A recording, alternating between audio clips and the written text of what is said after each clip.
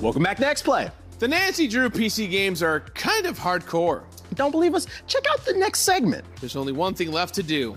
I'm glad I wore pants. That's a Nancy Drew quote. Don't make it weird. Too late. Today, we are diving into a classic, terrifying video game that features a woman wandering alone through eerie environments, bent on uncovering the mysteries that lie beneath the surface. And no, I'm not talking about Heather Mason from Silent Hill 3. I'm talking about Nancy Drew.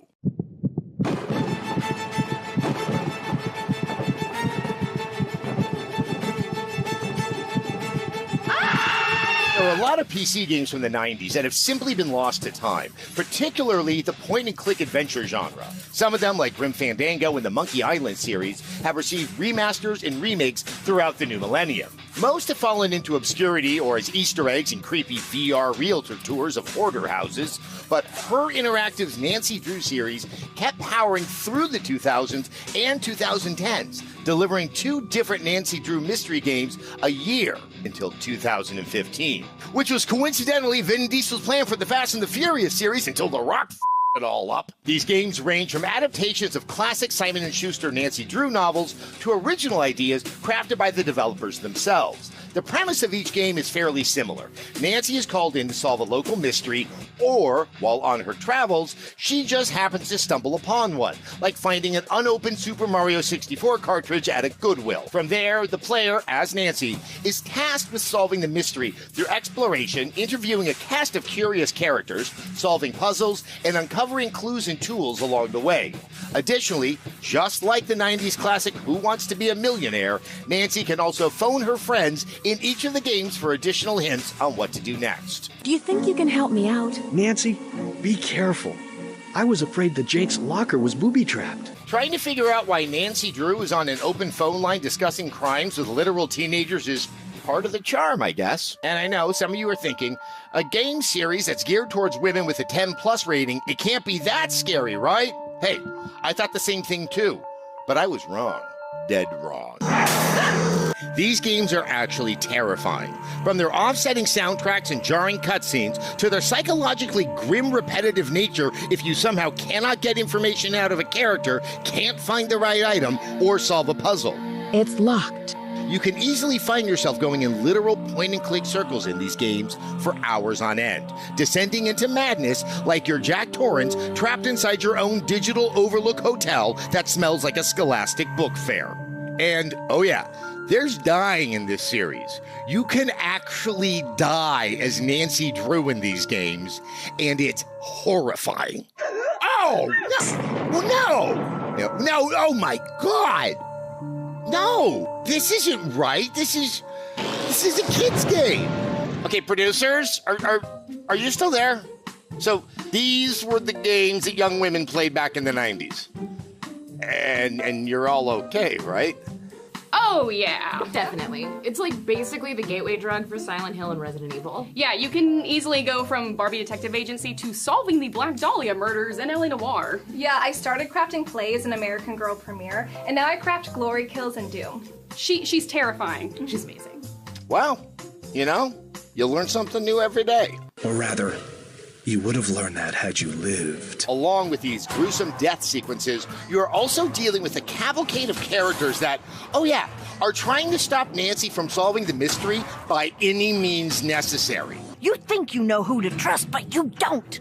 Hell, the first game focuses on high schoolers trying to handle blackmail, illegal drug use, and a gun. Yes, a gun. At the end of the game, Nancy has to pull a gun on a grown man in order to solve the mystery. And despite the unknowing terror of these titles, the Nancy Drew game franchise has won over 30 consecutive Parents' Choice Awards and has sold more games than Harry Potter, Myst, and Tomb Raider. You pull a gun on a grown man in a parking lot because you're the hero. Kids don't do that at home. Or at least don't do it to me.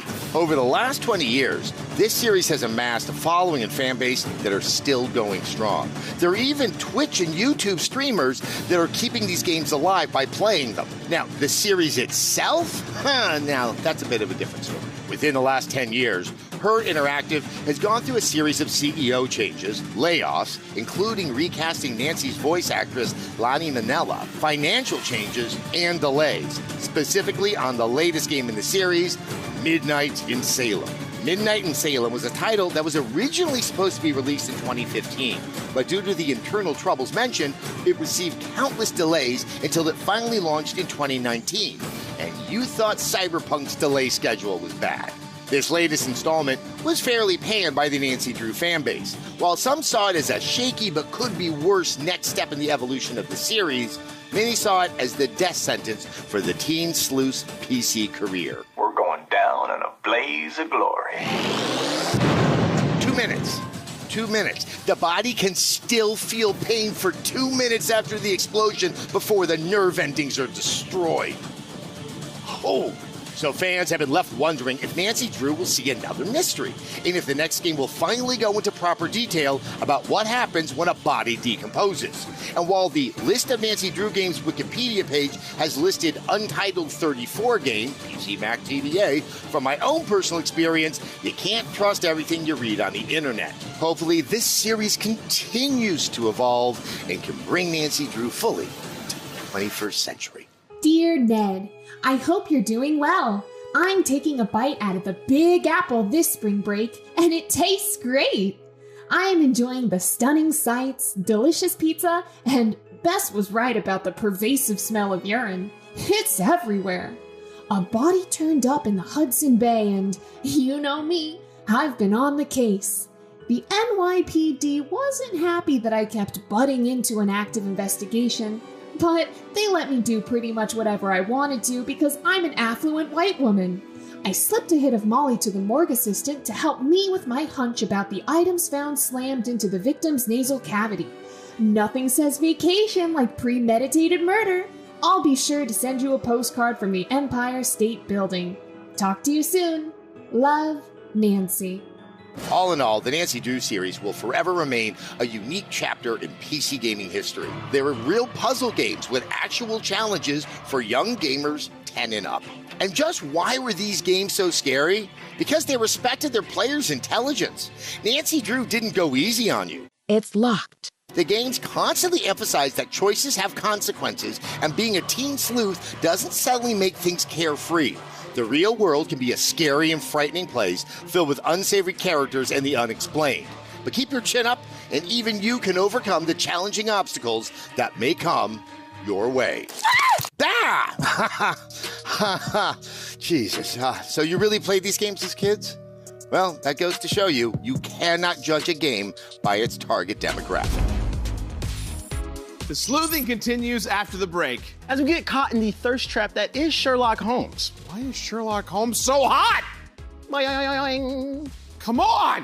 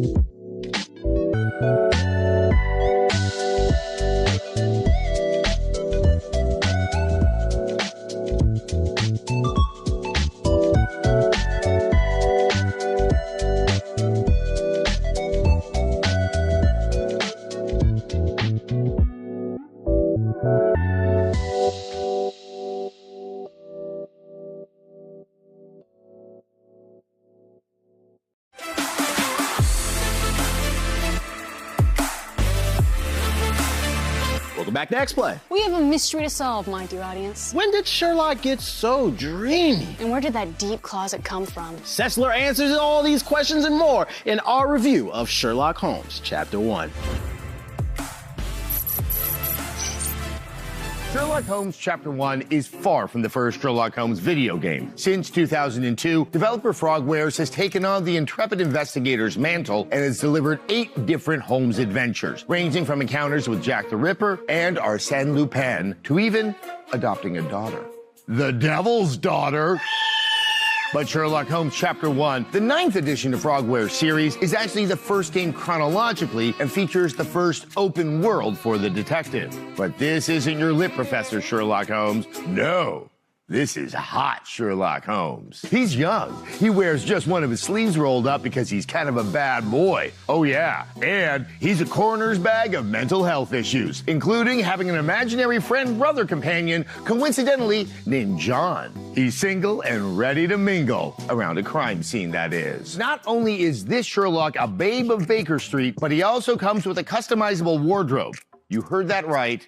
You can dress up Sherlock Holmes. But these outfits serve a purpose outside of just entertainment. Well, all except John's ice cream parlor getup. Sherlock Holmes' outfits, makeup, hats, and yes, facial hair are all pivotal throughout your journey. Some mysteries may have you dressing as a described culprit. Meanwhile, in order to access unique areas or information from locals, you'll have to dress the part. As in, don't dress as a polished Victorian bad boy who looks like he could start his own boy band called the Industrial Revolution. The multifaceted wardrobe system provides a creative and fun tool to the game's overall investigative gameplay, which provides me with a stylish segue into discussing the game's core. Sherlock Holmes Chapter 1 is a refreshing take on the mystery genre. Having played my life's worth of puzzle, investigation, and mystery adventure titles, going into Sherlock Holmes Chapter 1, I felt confident about what I was in for. And boy was I wrong, but in the best way. The overarching mystery of Sherlock Holmes Chapter 1 is, well, you. Sherlock is unable to recall his early life on Cordona, and after visiting his mother's grave, there appear to be questions surrounding her death that you do not know the answers to. Questions that lead you all over the island in search of clarity. Alongside John, you are tasked with solving crimes and mysteries in order to unlock more of your memories and the riddles that lie within your past. But Sherlock Holmes Chapter 1 does not hold your hand or spoon-feed you these mysteries. No, Sherlock Holmes Chapter 1 pushes you out of the nest and simply yells, "Good luck!" on your way down. As Sherlock, not only do you utilize specific game features to solve mysteries, the Mind Palace, Casebook, chemical analysis, camera, etc., but you must also use your own brain. Quest locations are never marked on the map, so you have to use the power of reading and looking up street names to decipher where you need to go in the game. And the same goes for inspecting police records or exploring the newspaper archive. You have to utilize the context clues from your own casebook in order to find the information you're looking for. While yes, this can sometimes lead to frustrating moments of not knowing where to go next, when you ultimately find that next clue or figure out the next location, you are hit with a sensation so strong you may be yelling, "The game is afoot!" at your own console. Likewise, the mysteries you take on in this title are not on an unmovable linear track. Many games in the genre, including Phoenix Wright, Professor Layton, and even Nancy Drew, usually feature mysteries you need to solve in one very specific way. In Sherlock Holmes Chapter 1, you have the option to accuse more than one suspect, in addition to ultimately making the decision to arrest an individual, in some cases an elephant, or simply let them go. The game doesn't correct you if you've made the wrong decision. It simply lets you live with that choice. This makes every deduction that much harder, but also that much more important. There are 4 different endings for Sherlock Holmes Chapter 1, and none of them are truly good or bad. They are each heartbreaking in their own way, and have different impacts on Sherlock's life and outlook.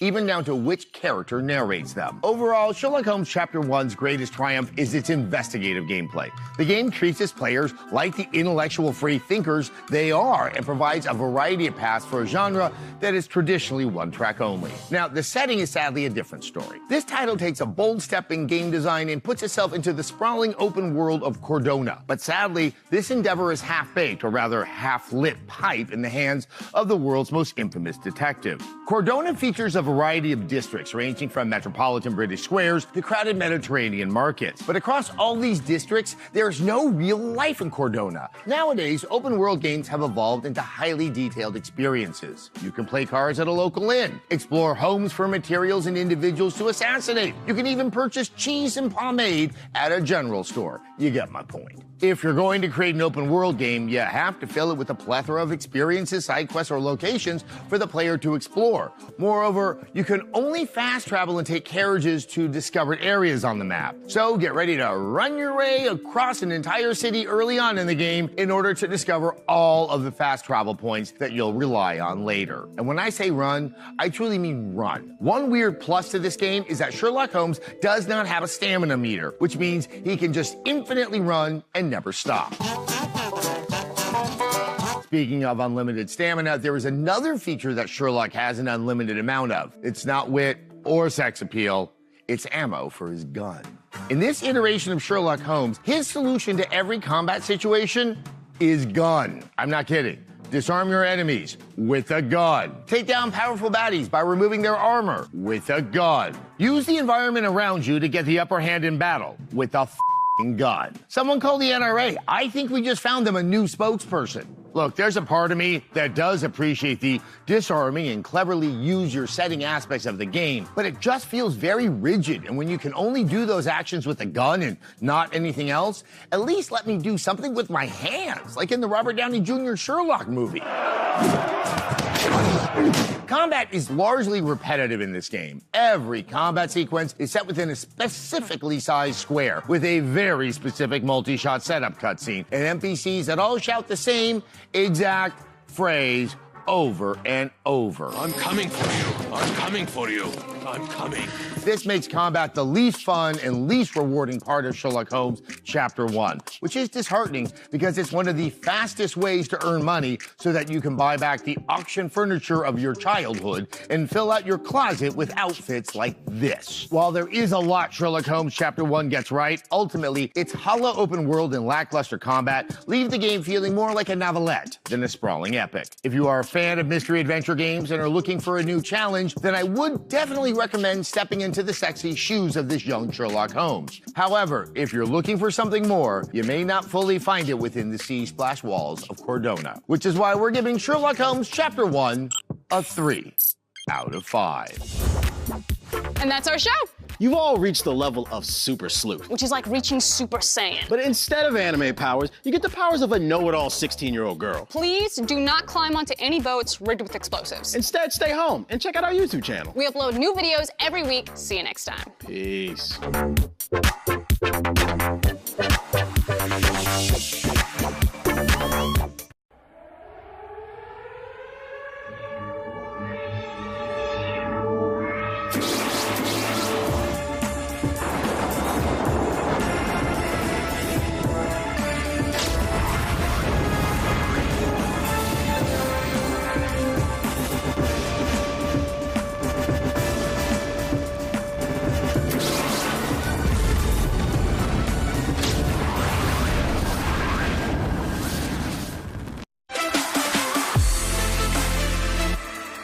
Today on X-Play, X-Play takes the field and goes head-to-head with the last 10 years of Madden games. Is EA's Gridiron franchise as amazing as Tom Brady thinks he is? Or is the real Madden curse is that we have to play these games every damn year? Hut, hut, it's game time!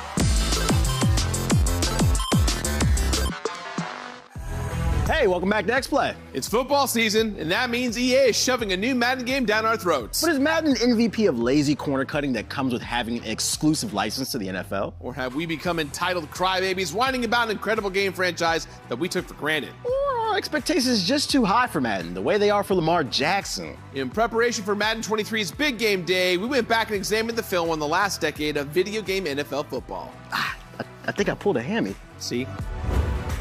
What's going on, nerds? I'm the Black Hokage, aka TBH, and to be honest, I'm here to answer the question that's plagued man since the dawn of time. Is Madden the same game every year? It's a refrain that's thrown around every year when the new Madden comes around, but then there's been little scientific evidence to back this theory up. That is until now. Myself, Jake, and Joe have joined forces to play the last 10 years of Madden games to determine if Madden truly is the same game every year.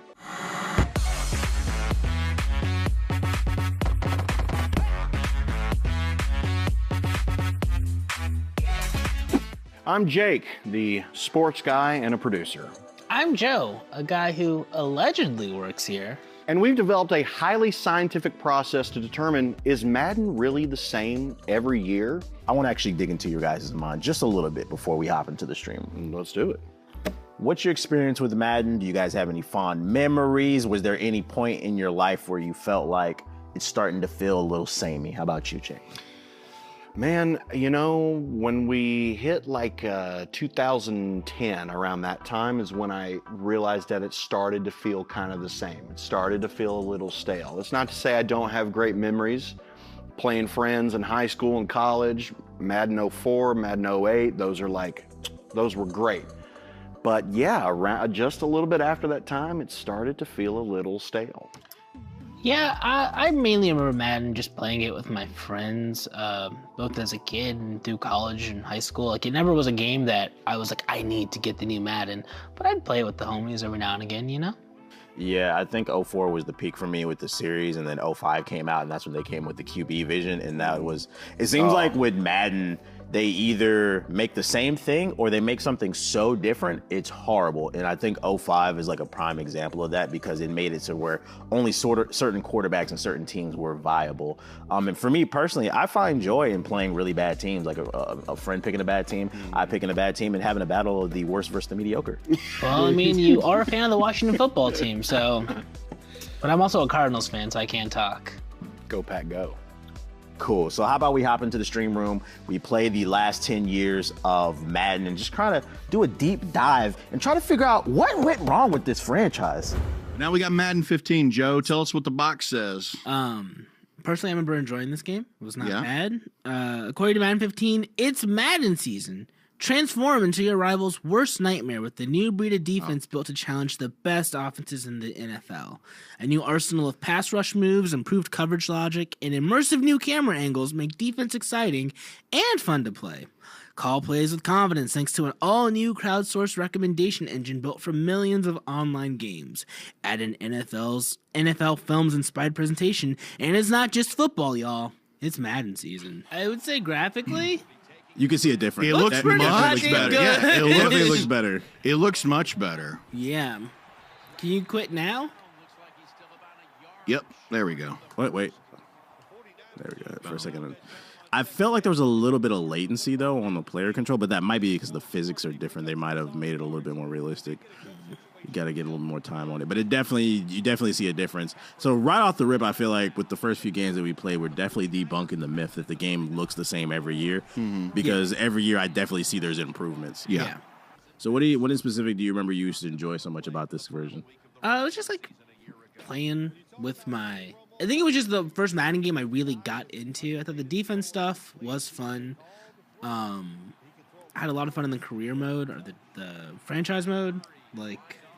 playing as a card. I think career modes don't get enough love. They really don't. I really enjoy playing those because it's less overwhelming. Like playing a game like this where it's like you got to call plays and you have to, control every player and everything like that. Yes, that can be fun, but it can be overwhelming, especially for a first-time career player. mode leans more into the fantasy aspect of gaming. Yeah. It's more the RPG element that people enjoy. Yeah, I think maybe it was franchise mode in here, but basically it was the mode where like you're making deals as the coach, like you're deciding like what players you're going to give contracts and stuff, but also like you're playing the actual game. As someone who loves like GM mode and wrestling games, there's just something about navigating menus and like making those type of decisions that just hit us. But they're gonna make sure you see the new graphics. Yeah. All right, boys. I think we can all agree that Madden 15 was probably the most fun that we had with all the games. Does anybody object to that statement?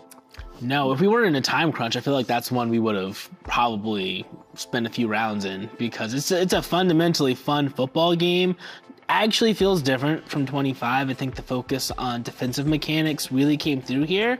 But it was really well balanced. Like the offense and defense felt like playing both sides of the field was fun. And that's what I really liked about that game, because traditionally in Madden, when you're on defense, it's really just like, the AI is going to do what it does. Yeah, this was the first one that I played in the bunch where I was like, oh, I definitively feel a difference in this. Yeah. Not only does it look better than 25 and 13, but I noticed there was much more physics based on this game. The players felt like they had more weight to them. There was an oomph to the tackles, the way that they moved, and when you would like change directions with the player, it felt like gravity was holding the player back and you were forcing yourself against it with the awesome athleticism of the game. 15 feels like it was the base, the foundation for pretty much every other game going forward. Yeah. Yes. Because down to the UI, like we'll get into that going forward, but I did for the switch up, I liked the UI change. I thought it was a really streamlined approach to play calling. It just was a good game. Like that was the ideal of what I think Madden, a modern Madden game should be. Absolutely. Yeah, absolutely. I mean, if they repackaged this game's gameplay with new world, with the new physics, and I would be pleased with that game. Yeah, I would buy that game in a heartbeat. Throw a little street mode in there, like some of the modern stuff. The yard stuff. Absolutely, and that would be a killer game. That to me, if they can recapture the magic of this game, I mean, I would say Madden's making a comeback. Yeah, and like they reached their peak 8 years ago. Right. Like in the 8 years since, no Madden games made me feel the way Madden 15 does. We're calling a timeout. This has got to be the most hard I've ever seen out of the X-Play team. What about that time we won a free ice cream cake? I stand corrected. This is the second most hard I've seen out of the X-Play team. And we'll keep providing that second-rate commitment when we return right after the break. Don't go anywhere, sports fans. Or any kind of anime game. Just don't leave.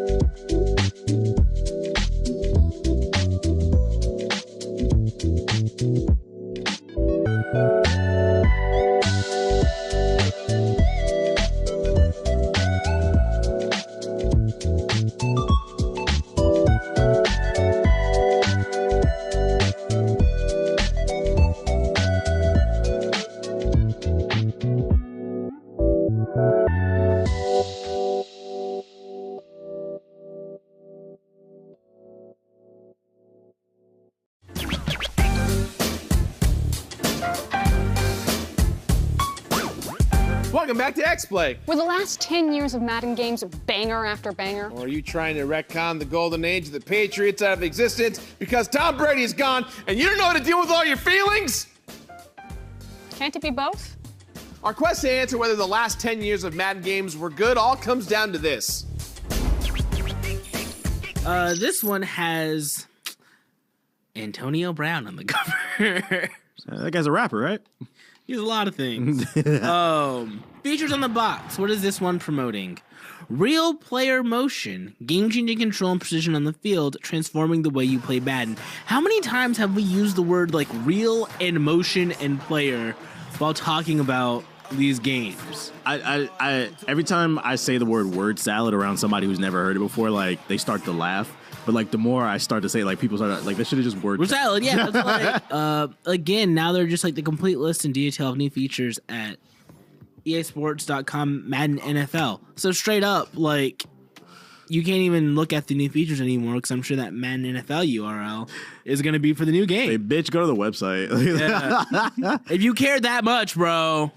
All right, so negative about this, loading screens long as hell once again. What we've noticed, loading times have gotten absurd. Yep. I think the irony of the loading screens getting longer, the deeper we get into this series, still long. Yeah. But I think the irony of it is my patience is growing thin with this game. But for some reason, the loading screens are longer. Mm-hmm. Yeah, I do think this one looks better. This doesn't look as ashy. This is more sepia. I feel like this one found a good balance between, because the one was too bright and then one was too dark. This one I feel like has a good balance. Yeah, I think so too. I'm not mad at the visuals. But in terms of the gameplay, like the UI is exactly the same in terms of picking plays. Like I can't really tell.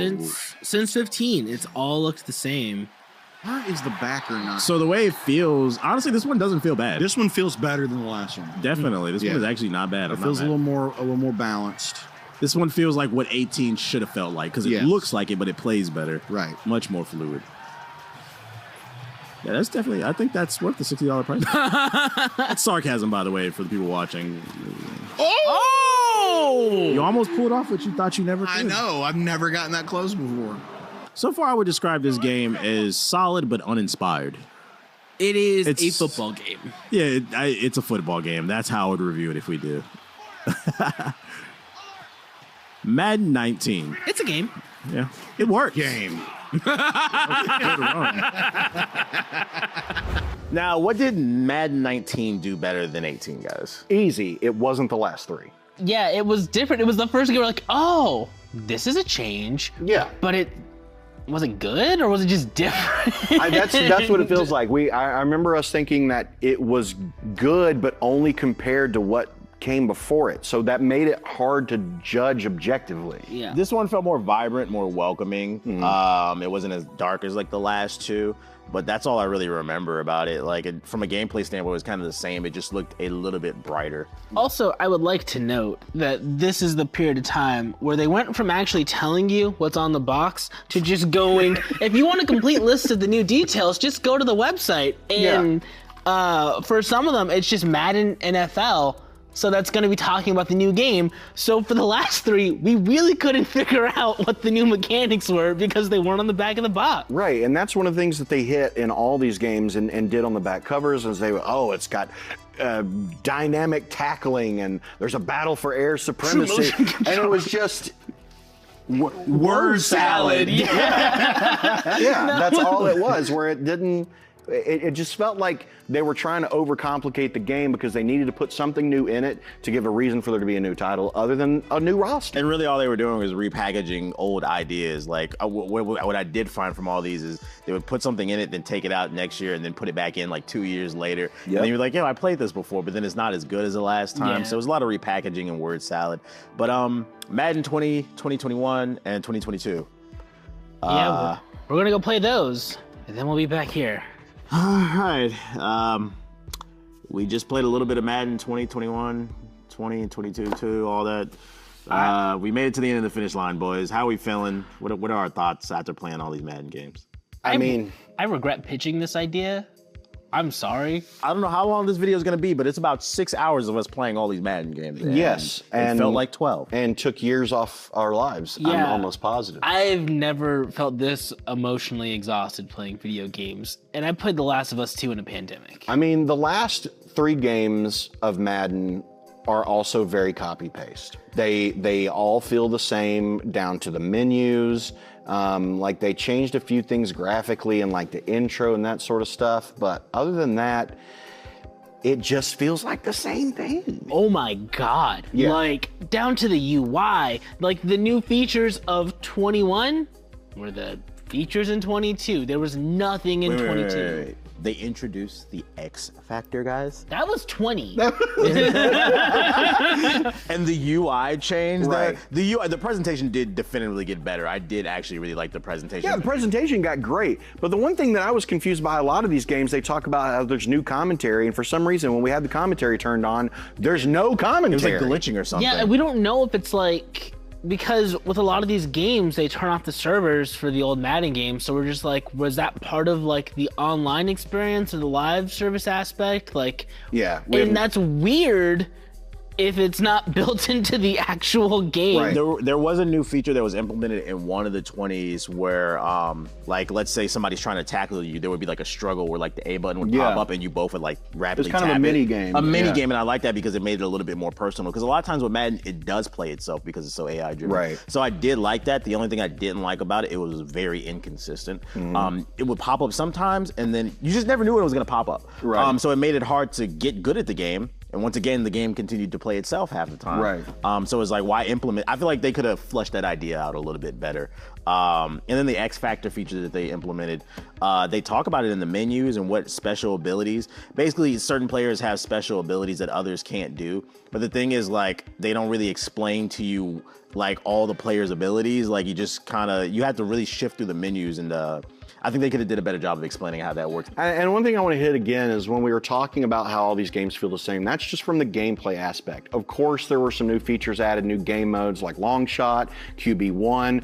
My favorite addition that they made is the Yard, which if you haven't tried the Yard, that to me could be what saves the Madden franchise a little bit. Now that we've reached the end of our journey, I've got to ask you guys, do we think that Madden is the same every year? It almost ebbs and flows. It's almost in a cycle. Like you can kind of see the pattern where it feels like every 3 years, it's just the same. It just kind of recycles, and then they try to innovate a little bit to fool everybody or something. I don't know, but that's how it feels. I agree with your answer, yes and no. And to kind of further flesh that out, as much as I hate to do this, I give props to Call of Duty. I think a game that comes out every year that does just enough so that you know what's new in it. It still feels like Call of Duty, but you know, oh, this one's in World War II, this one's in space, this one is in Vietnam. It does just enough with the way. And that is easier to do when, yes, you can set it anywhere. It's hard, and I can understand the challenge of how do you make football feel different?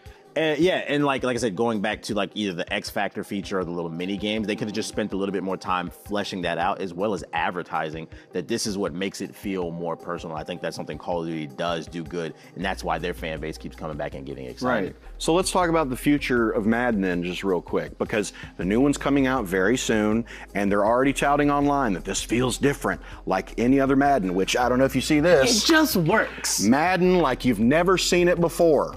You've told us this before. You've told us this before. So the question is Madden going to be the same thing?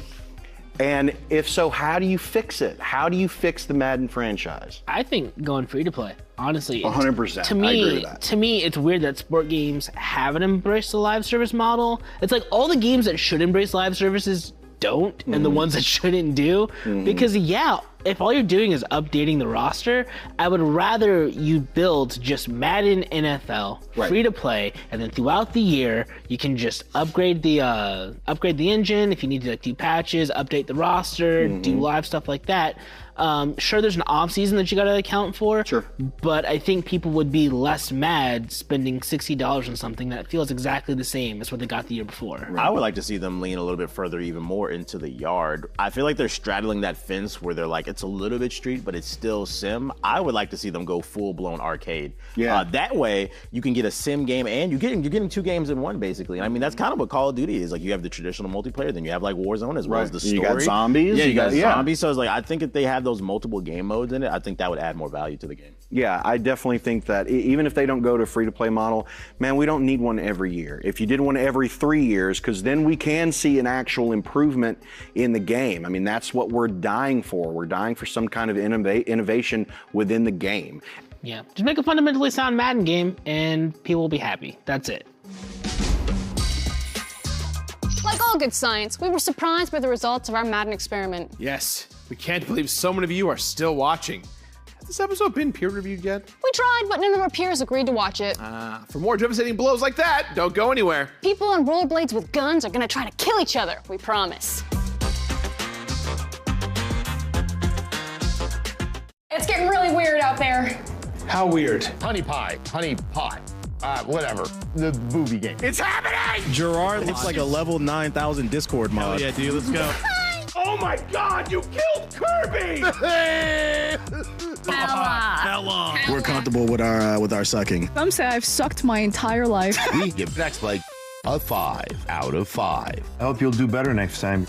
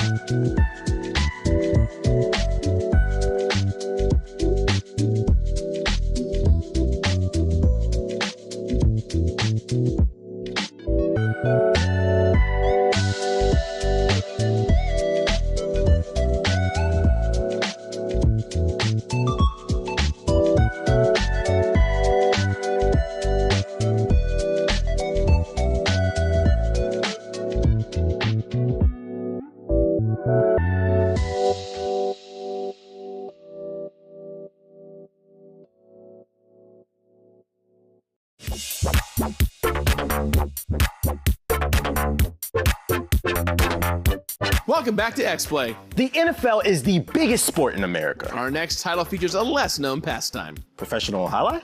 No. What about lacrosse with a bunch of white kids? Not even close.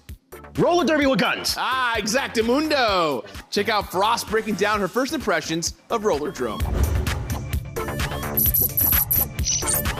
Roll 7's latest title is a roller skating bloodbath. The love child of Tony Hawk Pro Skater and a bullet hell game, Rollerdrome stars Kara Hassan in the 2030 Rollerdrome Championship as she shreds, shoots, and slays her way to the top. Hello. As the only surviving member of the G4 Rollerdrome experiment, it's my pleasure to bring you this review. Firstly, we reviewed Rollerdrome on PC through Steam with an Xbox controller. The footage captured for this review is my playthrough and any promotional shots. Now, with that out of the way, let's get in. Ow! I'm okay. It's fine.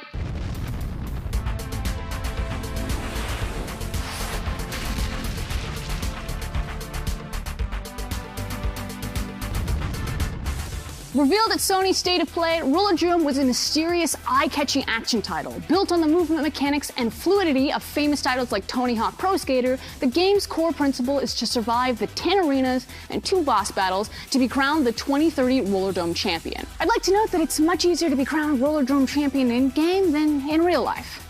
I would know.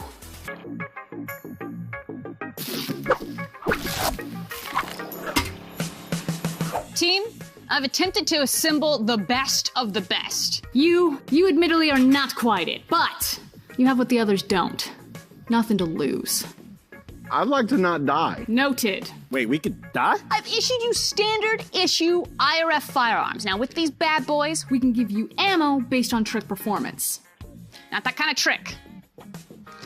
Seriously, we could die. House players will be armed and attempt to eliminate you, and your job, defeat all house players, maximize your score by performing tricks, and, live.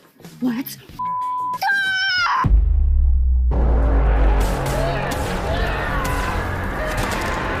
In hindsight, I should have seen that coming. Anyway, there are 27 total tricks to choose from between various grabs and grinds that you activate with directional inputs and either left or top buttons. Tricks that require more inputs will of course be worth more points. Likewise, tricks done for the first time in your run will be worth more than repeat button mashing. You do tricks not just to earn points, but to also acquire ammo that you use to dispatch one of 6 various house player types. Over the course of the season, you'll unlock different guns that you can use to combo and best certain enemy types. For example, these shield units can be staggered with a well-placed shotgun slug before being burnt down via the dual pistols. Enemies will spawn in waves at set locations and use different projectile types and timings. The color design in-game cues players to time a roll to activate a perfect dodge, which gives ammo as well as allows the player to trigger a super reflex, a slow-mo feature activated with the left trigger that will also do more damage to house players. What this all comes down to is this. Where Tony Hawk Pro Skater was about chaining together wicked combos and grinds to stack combos, Rollerdrome is about picking your line through the battlefield and using tricks as the cherry on top of your absolute ass kicking. Combos are everything, and they stack not based on the number of tricks you manage, but by slaying house players. And there's a pressure to keep the blood raining down, as your combo meter will slowly drain if you're not hitting or killing. Each arena will also have combo tokens scattered throughout the run that will also instantly stack your combo meter. So with the basic mechanics out of the way, let's get to the difficulty. This game is challenging, and it will push and reward you for mastery. The 10 arenas are segmented by groups, quarters, semis, and finals, and all come with their own unique gameplay challenges. Besting top scores, completing levels with only using a grenade launcher, or showcasing specific tricks will all tick these 10 challenges off. This is important because arenas are not only gated by clearing the tournament stage before them, but by having a certain number of challenges completed. Rollerdrome demands multiple runs and muscle memory for true mastery. Clearly inspired by the 1970s novel and movie and the less good but still totally watchable remake Rollerball, Rollerdrome narratively explores the monetization and sensationalism of violence. The blood sport is made more dangerous to produce more money, and the real enemies are the capitalistic shitbags holding the bag. And that's not me just inserting politics into a video game, that's just factually clear. Visually, the game is simple but stunning in its ability to convey all the necessary information despite the chaos around you. Each enemy type has its own designated and easy to read color, so no hits feel cheap or unfair. Except for you. You. And while the difficulty curve does escalate pretty rapidly, again, the game rewards you for trying again with the challenge and leaderboard system. And once you've beaten it the first time, be prepared for the post-campaign content Out for Blood, because, surprise, that was child's play. Welcome to the real world. Out for Blood follows Kara Hassan on her second year in the Rollerdrome Championship, where the ante has been raised. Now, all enemy types spawn every arena. They hit harder, faster, and generally way more chaotic. It's the hardcore mode of the game, and that first year in the championship was just the tutorial. If you're a fan of fast-paced, mechanically intensive action titles, then Rollerdrome is the perfect game for you. Iconic soundtrack and simple story, the gameplay is addictive and rewarding, which is why we're giving Rollerdrome a 4 out of 5. Okay, done. Nice. Oh, hey, does anyone think they can drive me to the hospital?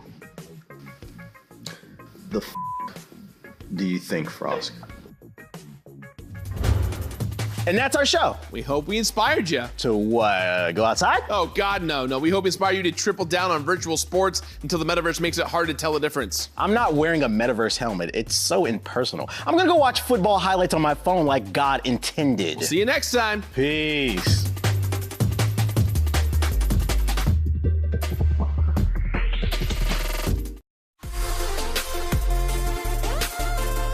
Today on X-Play. Gerard breaks down how microtransactions are making you poor. Plus, we want to see the Street Fighter characters brought back in Street Fighter 6. Fat Mega Man has nothing left to lose and fights like a demon. And finally, we take a class on why Bully is an underappreciated franchise. Pulling off an upper decker earns you an extra credit, so I guess it's just like my old community college. It's game time! Hello and welcome to X-Play. You know, when a game says free to play, is it really free? Even as you grind like Conan on the Wheel of Pain, these games never stop trying to squeeze an extra $3.99 out of you. And Gerard has had enough. He's breaking down one of the game industry's dirtiest tricks in his new segment called Player's Choice. Check it out.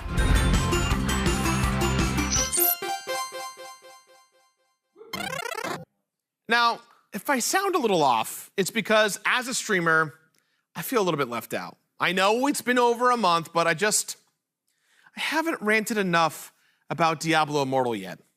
Every single time that I'm playing this game, I feel like I'm slapping myself in the face. This game, greedy bastards who have contorted Diablo into this disgusting, offensive, predatory mess. Not just a lack of respect, but like an active hostility toward the player. It makes FIFA loot boxes look good. I spent $10,000 and got nothing! Heaven, please, take my money! If I were the man I was 5 years ago, I'd take a flamethrower to this place! The streamer going full crazy frog over dropping 10 grand goes by Quinn69, nice, and he actually ended up spending 16,000 US dollars grinding Diablo Immortal's paid dungeons before finally getting one out of the 35 max level gems needed to fully upgrade a character's build. Whew, brutal. Now, the only time you should get stuck spending 16 grand on a rare dungeon experience is when you forget your safe word. I mean, look, that's on you. You owe Mistress Scarlet for her time, damn it. And I'm not here to kink shame if your thing is getting domed by Activision Blizzard, because it's not just Diablo Immortal. Predatory monetization has seeped into every sweaty crack of this industry. And the App Store could really use some penicillin. Now, I don't want to pretend there was ever some golden age of gaming where prices were totally fair. See, back in the primordial arcade era, Pac-Man wasn't just eating white dots. He devoured $3.5 billion of your dad's college tuition 1 quarter at a time. Today, that money could literally buy you dozens of fully upgraded Diablo Immortal characters. And early home gaming wasn't cheap either. The original Atari, adjusted for inflation, costs $900. And all you could do was play stuff like this.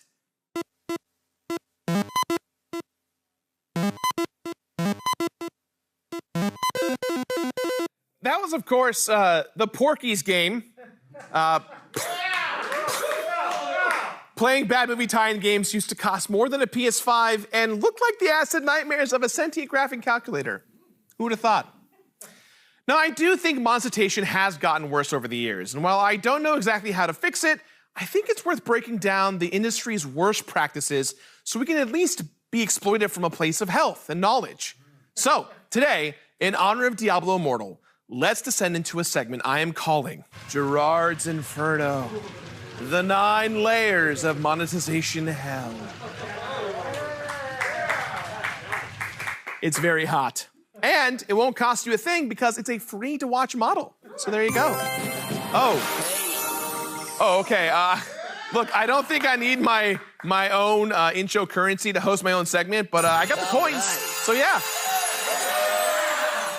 Oh, I'll take it. 5,000 coins. Feels good. All right, let's start with layer 1 of monetization hell. Full DLC. Now, a lot of DLC is carefully crafted and worth the money, like Dark Souls, Notorious of the Abyss DLC, perhaps Assassin's Creed, the Jack the Ripper DLC, or the Rock Band 4 SpongeBob SquarePants pack. A lot of SpongeBob fans here in the studio. We've come a long way since the epic disaster known as Street Fighter Cross Tekken, where data mining revealed its DLC was already completed and done on the disc, but could only be unlocked by defeating a hidden boss. Your credit card at a future date. Today, we still got to be careful out there, though. There's a lot of lazy DLC out there, particularly for series with guaranteed fan bases. I'm side-eyeing you, The Sims. You mean I can finally barricade my Sims in a windowless room till they wet themselves? And it's autumn? No way. Layer 2 of Monetization Hell is the bread and butter of modern gaming, except it's just bread because the butter is price locked. I, of course, am talking about cosmetics. Now, those devil ears, worth every penny. Oh. Okay, obviously I don't need that, whatever this is, but you know what? I do have some free coins, so why not? Let's do it.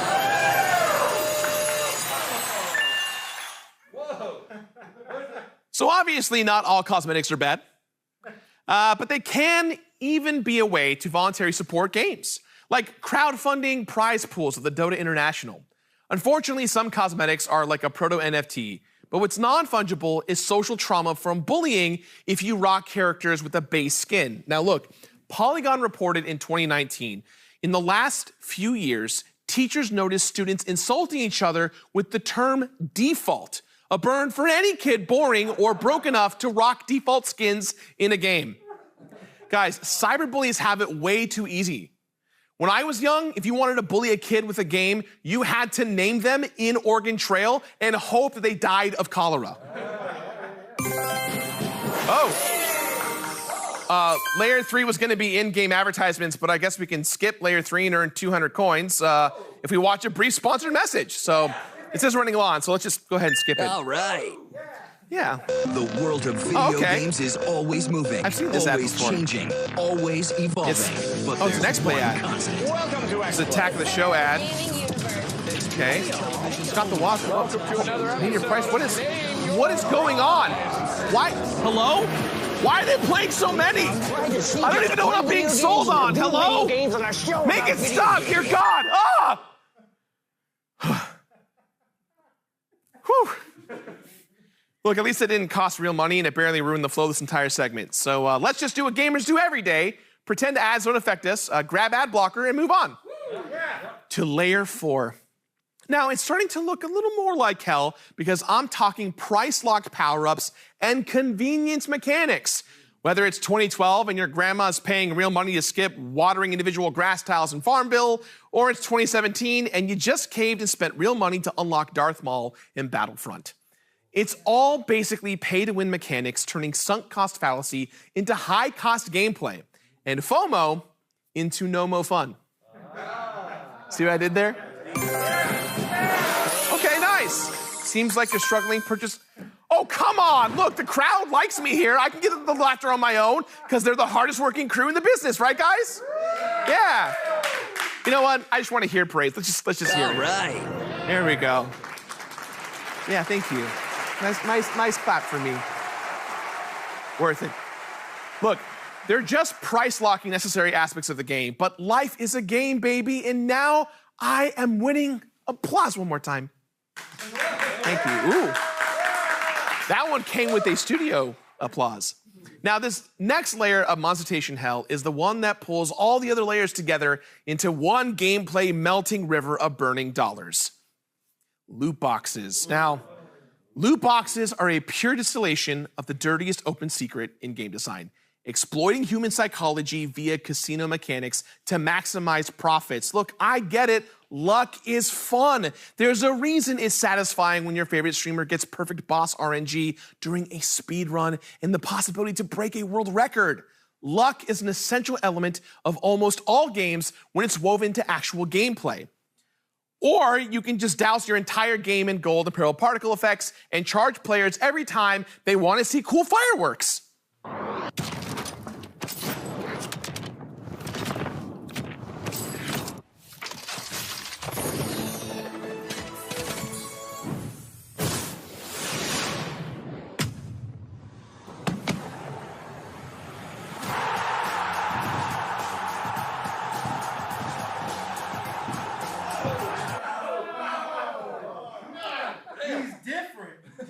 Loot boxes are literally dabbing on us. Oh, okay, hold on.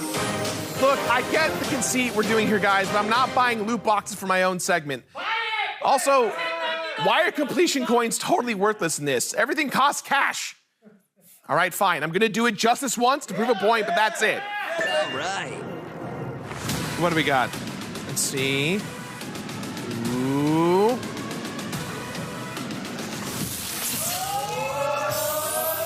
Okay. You know, all I got were 2 common drops and 1 was a duplicate. I'll be honest, I do want to know what a legendary drop is, but we don't have time to open 30 imaginary X-Play loot boxes. And the fact that I know some of you out there are also curious as to what a legendary drop would be like in this totally made-up, high-concept gimmick is just a testament to how insanely effective loot boxes are at manipulating human psychology.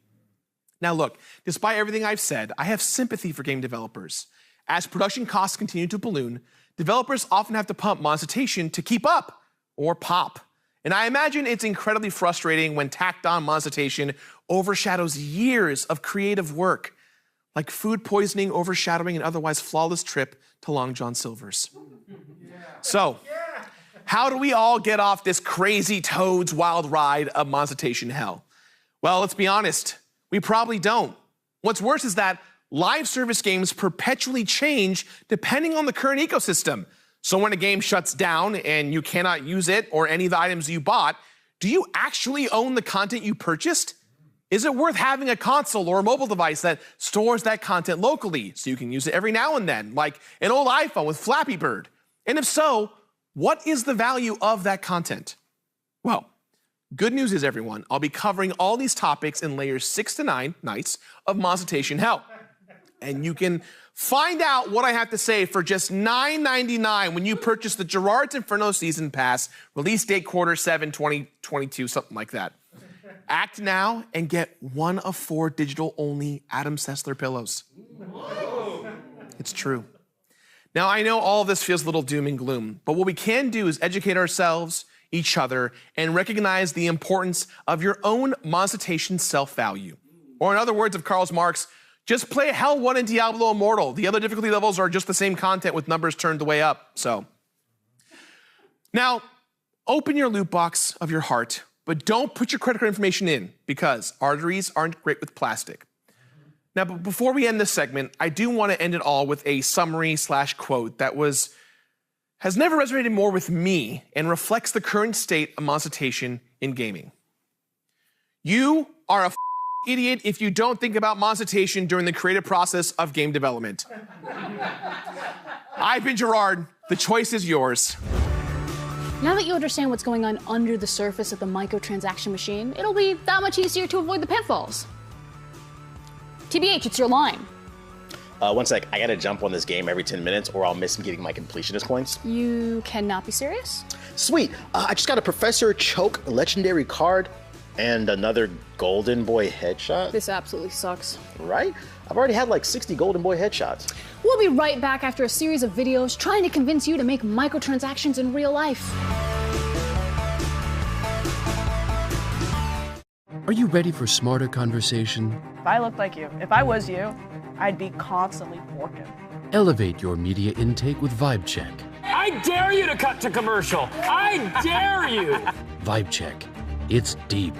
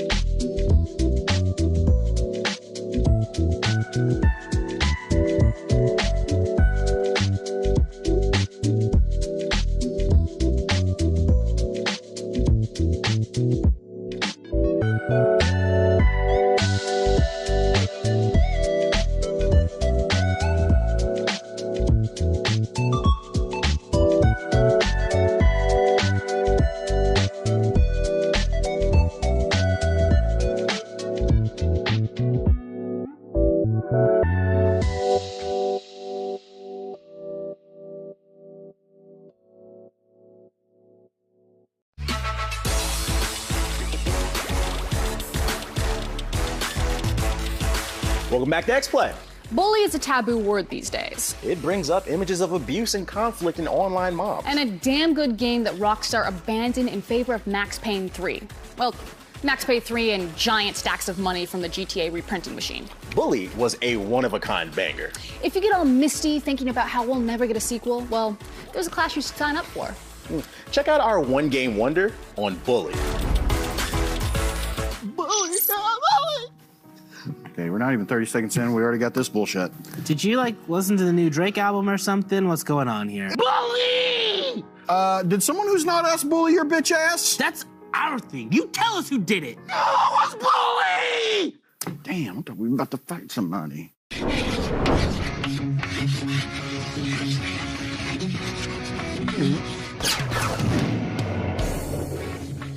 Okay, I'll give you Jade Empire. I was even willing to give him Star Fox Adventures for obvious reasons. But Bully? Are you saying that Bully wasn't a banger? Whoa, whoa, whoa. Nobody's saying that at all. I'm just saying Rockstar doesn't really make games anymore. And you're just okay with that? I mean, no, but we have healthy coping mechanisms. Well, I'm not you. We're gonna talk about Bully or else. Or else what? You don't want to know, buddy. Now, given Rockstar's reputation, Bully was under a cloud of controversy as soon as the title was announced. Much like today, people had their minds made up about Bully before they even got to play the game. There were cries about how it was going to corrupt the youth, make kids bully each other even more, and start school shootings even though there's no guns in the game. Remember all that fear-mongering around Joker 2019? It was just like that, except for the product release wasn't a derivative piece of... Whoa, whoa, whoa, whoa, whoa. I liked Joker, but... I mean, I'm a white dude, so. Pop quiz! What Disney tie-in game did Rockstar Vancouver make before Bully? The correct answer is Treasure Planet! Wait, why didn't we talk about that game? I love Treasure Planet. Oh, so Joker's derivative, but Treasure Island in space is fine. Hey, it made me believe a ship could fly. But we're not talking about ships, Joe. We're talking about trauma, specifically the high school kind. Yeah, you probably know a lot about that, huh? Bully follows Jimmy Hopkins, a wayward kid who's been expelled from multiple schools before being shoved along to Bullworth Academy. You initially forge a friendship with Gary, who you instantly know is gonna be a little bitch because his name is Gary and he looks like this. Surprising no one, after pissing the entire school off at Gary's behest, he betrays you. The rest of the game is spent restoring peace among the cliques at school and stomping Gary's bootleg Draco Malfoy looking ass. Man, you really have it out for this Gary guy. Have you ever been humiliated by Gary, Jake? I'm back with that. Rockstar's signature open world gameplay is here, but on a much smaller scale. While the initial hours take place exclusively within the school, the game eventually opens up and allows you to explore the small town surrounding it. Bully does a phenomenal job replicating the feelings of growing up in a small town and getting into a little bit of mischief. Combat is predominantly melee-based, but you also have tools like the slingshot and the stink bombs, and when getting bullied, squaring up is always an option, but you can also negotiate with your bully and manage to avoid conflict. Bully is one of the few Rockstar games to provide you with gameplay choices that don't involve smashing someone's face in. Though don't worry, you can still do that too. The game doesn't forget about academics either. Sounds like you could learn something from it. I didn't come here to be disrespected. You can be a delinquent and skip class, but if you do, you'll miss out on some fun mini games like word scramble or mixing up lean in the class. Well, damn, this does sound like my kind of game. Excuse me? Are you sipping on that perp in my class? Yeah, it's the 7-year anniversary of Dirty Sprite 2, and honestly, this makes listening to you a lot easier. Damn, it's been 7 years already?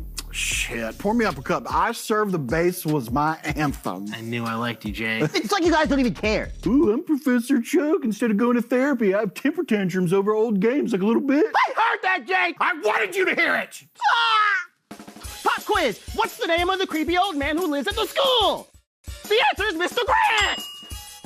I don't know, man. I kind of feel like both Drake and Future peaked with What a Time to Be Alive. Come on, we're gonna act like Views didn't have bops? We're gonna really act like I Never Liked You isn't packed full of jams?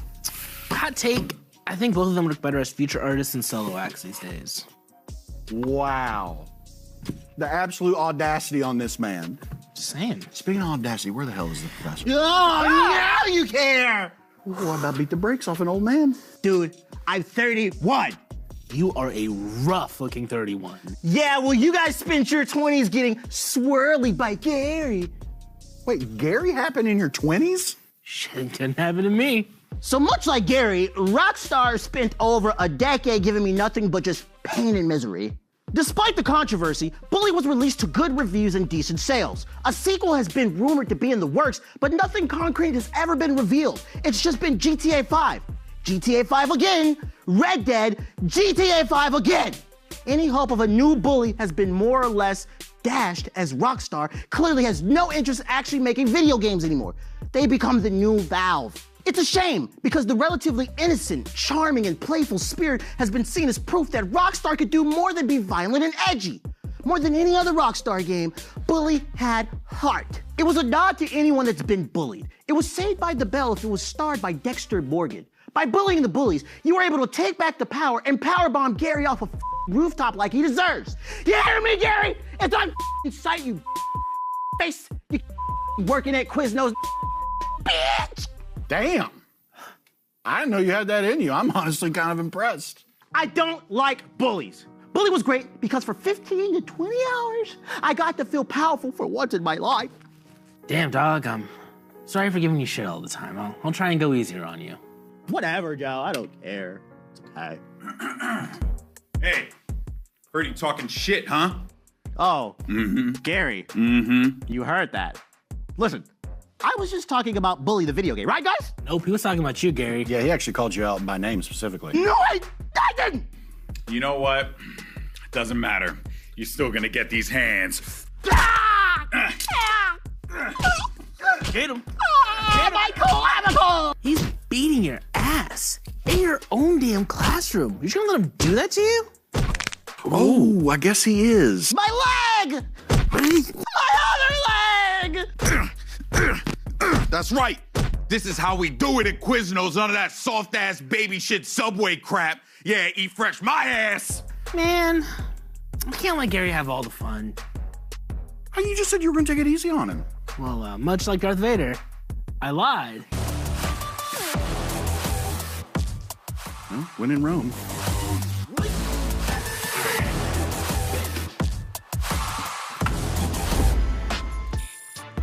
I wish I had a professor like Choke when I was in school.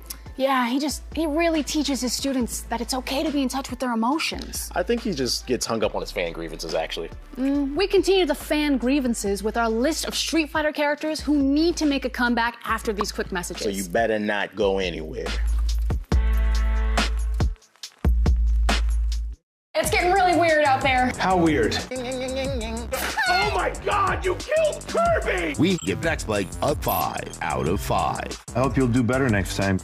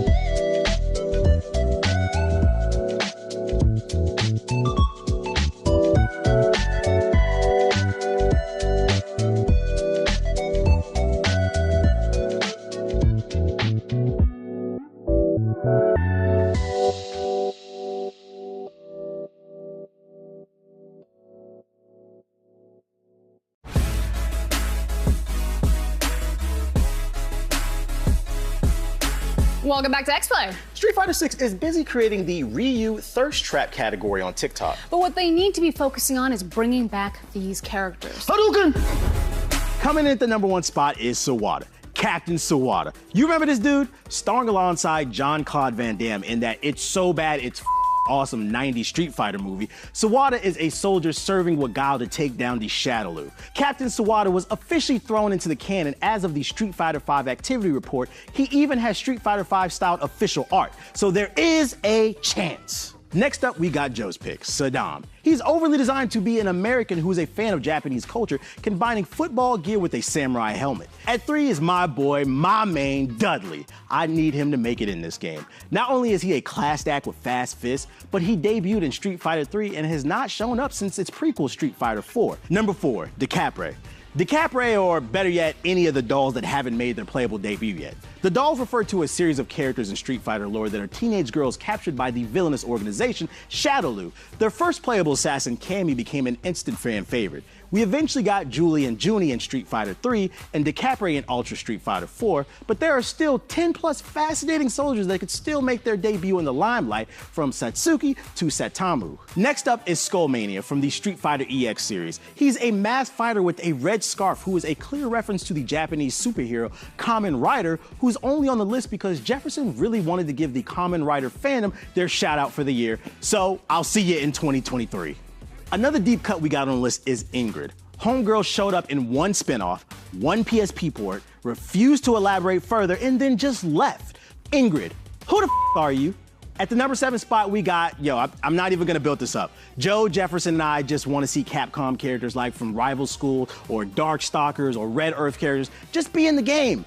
Number 8, Eliza Masters. We're down to the final 3, and who better to kick off the end than the baddest mother in all of Street Fighter? Eliza, she took the kids Masters, the ex-wife of Ken Masters. And that's why there's no one better to be Ken's final boss in his story mode than the boss who took them kids, Eliza. Number 9, Fat Mega Man. In 2012, the world was treated to one of the most underrated crossover fighters of all time, Street Fighter Cross Tekken. And in that game, we saw the holy light of a god. Tekken had Heihachi, Ogre, Jack X, and Lars, but all those edgy boys were nothing compared to who Street Fighter brought in on their side, Fat Mega Man. If the Fat Mega Man could represent the Street Fighter side of a crossover game, that means he's a Street Fighter character, and there's a chance. Number 10, Shenlong. Picture this, you're walking down the magazine aisle of your local grocery store, you pick up the latest issue of your favorite gaming magazine, and you see a cheat code for a game you've had in your room right now. You follow every tip, perform every trick, and then nothing. This is Shenlong, the biggest blue ball in all of Street Fighter history. What started off as a bad mistranslation for Ryu's win quote to an April Fool's hoax concocted by the 1992 gaming magazine EGM, Shenlong has since been the subject of many legends, playground rumors, and fake cheat codes. 30 years later, it's time for the joke to become a reality. No more blue balls. We love our Shenlong. Bring us the hashtag Shlong 2022. And that's our show. We had a great time. We'll have an even greater time if Capcom gets some of these amazing characters to throw hands again. And if you've got opinions on Street Fighter characters or topics you want to see us dive into, come talk to us. You can join the G4 Discord server. Or jump into the chat of one of our live streams every Tuesday on Twitch and YouTube. We'll see you soon. Peace.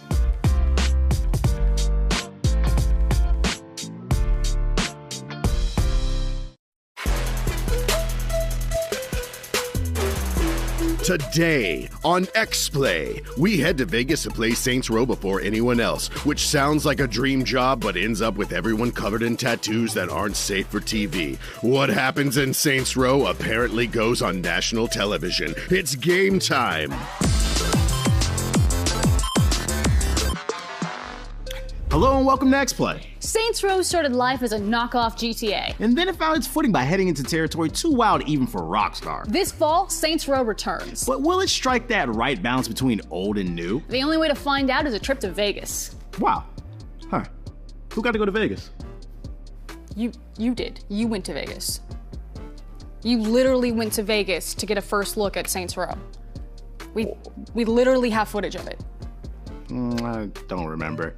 But I'm excited to check it out. So, yeah. Let's see if I remember any of this. I don't know, play the tape. I didn't get to go to Vegas because of you.